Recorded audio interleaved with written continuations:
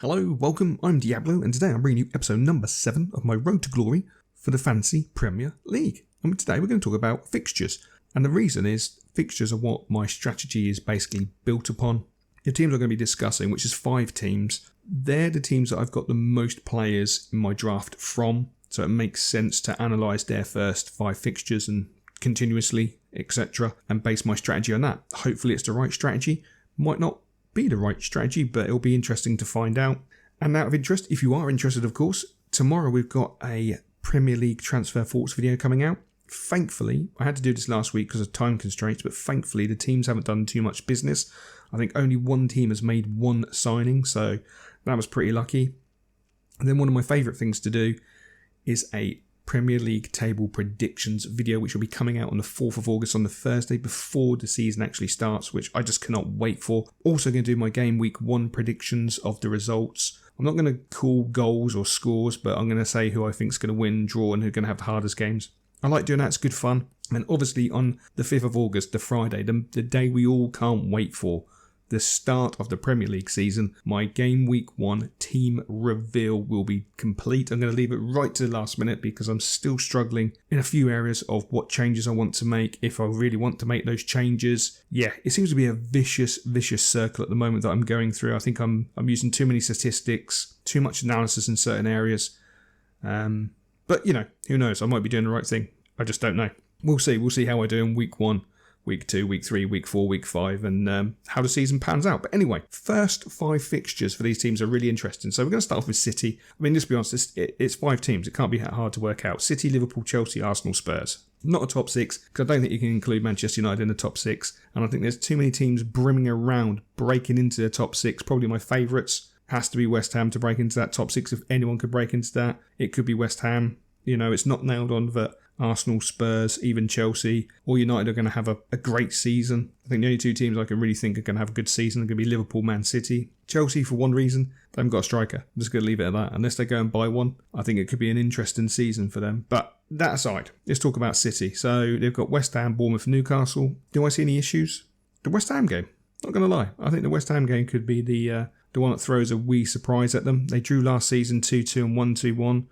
In the previous games to that was a 2-1, 1-1 and a 2-0. So they have a decent record against them. They've never lost to Bournemouth. They've played them 17 times, 15 wins, 2 draws. But that was a while ago, so it doesn't really matter. Newcastle, they're 5-5. The only thing I could probably think about Newcastle game, it would be goals. They had a 5-0, a 4-0, a 4-3, a 2-0 and a 5-0. Hopefully the purchases Newcastle have made with Pope and Botman are going to make a huge difference. Palace, a little bit indifferent last season, a 0-0, and they lost 2-0. So a little bit indifferent. Do I see Palace giving them too many problems? Probably not. And Forest, we can't really consider Forest. I mean, they're an unknown quantity. I mean, how many players they signed now? 2,000 players? No, 12 players. I mean, that's a ridiculous amount of players that they've bought. They spent a lot of money. Obviously, they got Lingard now. So we can't really judge them as yet. I mean, the last time they actually played them, which wasn't a league fixture because all of these results are based on league, was in the FA Cup in 2009 where they lost 3-0. But previous to that, they don't have a great record. Well, they do have a great record against them. They've played them 5 times, won 3, drew 1, lost 1. But we go all the way back to like 1997, 99, 2000, 2001, 2002. So you can't read much into that at all.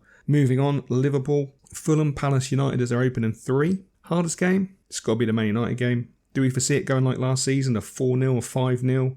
No, I don't see it being a 9-0 aggregate season for them, to be honest with you. I think it will be a tougher game against ETH. I would probably call it a draw, if I'm honest. Yeah, I'd probably call it a draw. I mean, Fulham, Palace, are they going to really cause them problems? No, I mean, Palace will...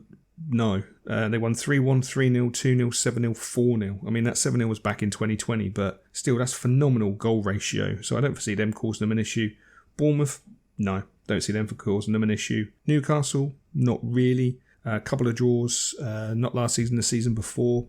I mean, the only highlights I can think of Liverpool-Newcastle, 1996, 90th minute winner by Stan Collymore in a 4-3 game.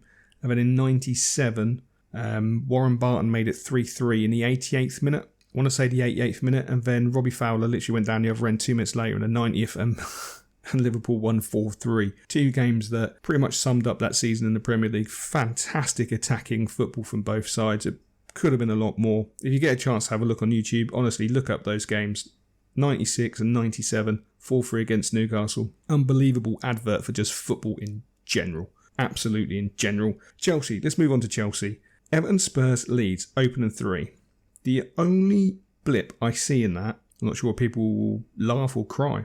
Everton. They lost to Everton 1-0. They drew Everton 1-1 last season. Season prior to that, a 2-0 and a 1-0 loss. So their record against them is not that great. Played 5, won 2, drew 2, lost 1. Spurs, on the other hand, they haven't lost 2 out of the last 5, so 4 wins and a draw. Spurs seriously want to be taken seriously as a top 3 or a title contender. Got to be beating Chelsea. He says Leeds because that's the next game. Looking at Leeds, my bad. Leeds, don't see him having a problem against Leeds at all. I don't think Leeds have strengthened enough. They've lost Calvin Phillips and Rafinha, 2 massive players. So I would be surprised if Leeds got anything out of the Chelsea game. The final 2 for them, Leicester and Southampton. And I'll be honest, Leicester and Southampton, they don't have the greatest records. I mean, don't get me wrong, against Southampton, in the last 5 games, there's been 20 goals. So that's a good one to go and watch. I mean, goal-wise, that's fantastic. But against both teams, they've played 5, they've won 2, they've drew 2, they've lost 1. So that one could be a bit of a dodgy ground. And as I say, with Chelsea not having an out-and-out goal scorer, Lukaku at Inter Milan, because he's a sulky bugger, do you know what I mean? There's Timo's not firing on all cylinders. I think that's an interesting one. Arsenal, Palace, Leicester, Bournemouth, first 3. Let's be honest, I don't see him having an issue against Bournemouth. Don't particularly see him having an issue against Leicester. Leicester are a top opposition, though. I shouldn't just write them off like that. I mean, I know they didn't have the greatest season last season. I shouldn't write them off like that, but I don't foresee them having... Realistically, I don't see Arsenal struggling against Leicester and Bournemouth. I do against Palace. I don't know why. I've just got that sneaky feeling in the last 5, 1 win, 3 draws, 1 loss. I know Arsenal were in a different place and they have strengthened really well. They've added some great talent to their squad this season, but it just could be one of those funny games. I mean, they are flying at the moment in pre-season, but I don't read a great deal into pre-season. Pre-season, I look at minutes players play. I don't really look at results. Results don't really interest me in a pre-season. It's the minutes that players play and the teams that they put out in certain games. So from a results perspective, not interested, but Arsenal do look like they're flying at the moment. If they can keep that momentum up, Arsenal could, they could give Palace a good battering, to be fair. I don't think Palace have done great business. Conor Gallagher going back to Chelsea is a bit of a shame because he was doing so well at Palace, but, that's by the by. They finish off with Fulham and Arsenal. Fulham, they can't play themselves, John. They finish off with Fulham and Aston Villa, you bellend. Don't see them having an issue against Fulham. And again, against Villa, strangely enough, in the last 5, they've won 2 and lost 3. Now, last season, they did beat them 1-0 and 3-1. In the previous seasons, they lost 1-0, 3-0 and 1-0. So, am I reading too much into that? I don't know. I fancy Villa to be a bit of a dark horse this season. I don't know why. I've just got a sneaky suspicion. I think Gerrard's got a lot to offer. And I think that could be a tougher game than a lot of people will probably give it credit for. And then finally, we're going to finish with Spurs. Spurs, honestly, they're opening 5 fixtures. On paper, you think they should be fine. But Southampton, played 5, they've won 2, drew 1, lost 2. Chelsea, played 5, won none, drew 1, lost 4. Wolves, played 5, won 2, drew 1, lost 2. Forest. Okay, I'm grabbing here. I am stretching it a fraction. Played 5, won 2, lost 3. And we are going back to 96, 97, 98 and 99 for those results. As I say, I am grabbing at straws on that one. And against West Ham, played 5, won 2, drew 1, lost 2. So, do you know what? As much as these fixtures look nailed on, I mean, Christ, they lost 3-2 to Southampton last time they played them. They lost 2-0 to Chelsea. They lost 2-0 to Wolves. They did beat West Ham 3-1. And last time they played Forest, they did actually win in 1-0 in 1999. So, as much as those fixtures should be nailed on for Tottenham, and you're thinking week 1, do you go Salah for your captain or Harry Kane? Because Harry Kane, Southampton, plenty of goals, especially the way Southampton defend. They're leaky, hat-trick. Not as nailed on as I think people really need to think. It's going to be an interesting one. I'm not going to lie. It's going to be an interesting open data season. The first 5 fixtures are really going to set the tone for the season for these clubs. It's going to be fantastic to see where everything ends up. And this is the way I'm going to be doing my strategy, is literally a nucleus of players from these clubs within my drafts. I need to plan around their fixtures. I mean, don't get me wrong, I'm still looking at the other players in my team, what fixtures they've got, because obviously that pays dividends to me if I want to get extra points. But these are the guys who are going to earn me the big bucks. That's my theory. It could be completely flawed and utterly wrong. But, you live, you learn. It's the first season. It should be a good laugh. I mean, I have pre-planned my captains, but ironically, I haven't really nailed down who's going to be the captain, so...